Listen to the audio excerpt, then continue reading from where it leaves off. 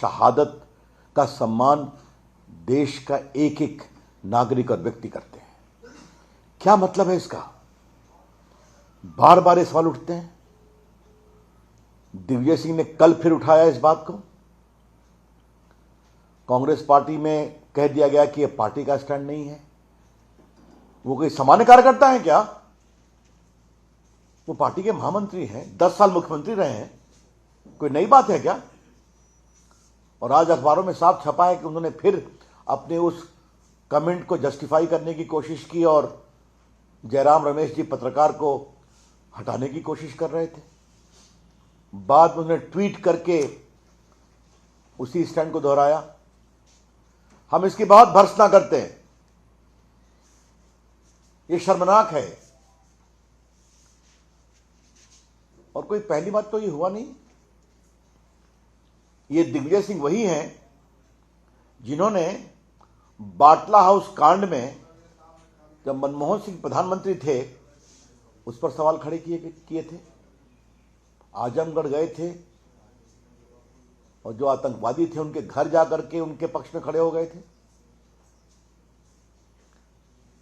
और अशोक शर्मा को मनमोहन सरकार ने अशोक चक्र दिया था, उस बहादुर दिल्ली पुलिस के अफसर को। मुझे सवाल राहुल गांधी से पूछना है। आप निकले हैं भारत जोड़ने के लिए। आपके साथ चलने वाले बड़े बड़े नेता भारत को तोड़ने का काम कर रहे हैं और आप चुप क्यों हैं?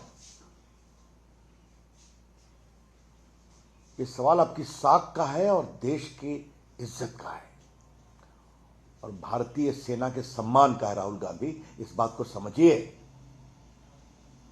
ये जानना बहुत जरूरी है कि देश के लिए तो जीते हम सभी हैं। देश के लिए मरते कौन है?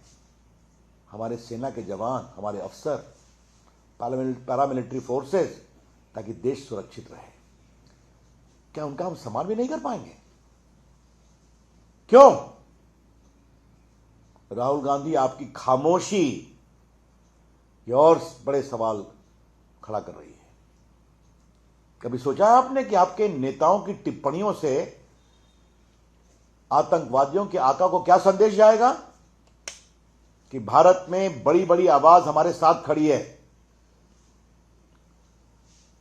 यह हमें बताना जरूरी है।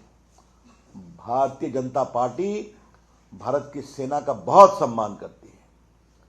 पूरे देश में आज तक कभी भी सेना की शहादत और सेना के शौर्य पर कोई सबूत नहीं मांगा गया।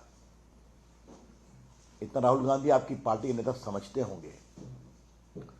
भारत की सेना की वीरता पर देश विश्वास करता है, सबूत नहीं मांगते। अब आपके नेताओं का क्या कहा जाए, तो कृपया करके आपके नेताओं के द्वारा पार्टी को, देश को कमजोर करने और तोड़ने का काम बंद करें, जो काम हो रहा है आपके भारत जोड़ो यात्रा में। तो फिर तो ये नाटक ही है ना, और क्या कहा जाएगा। और भी कश्मीर में, जहां आज नॉर्मलसी आई है, नरेंद्र मोदी की अगुवाई में जो कड़ी कार्रवाई की गई आतंकवादियों पर, आज वहां उनकी कमर टूटी है। आज वहां तिरंगा लहरता है और वहां पर जाके ऐसी बात करना यह बहुत दुर्भाग्यपूर्ण है और मैं इसकी बहुत बहुत भर्त्सना करता हूं।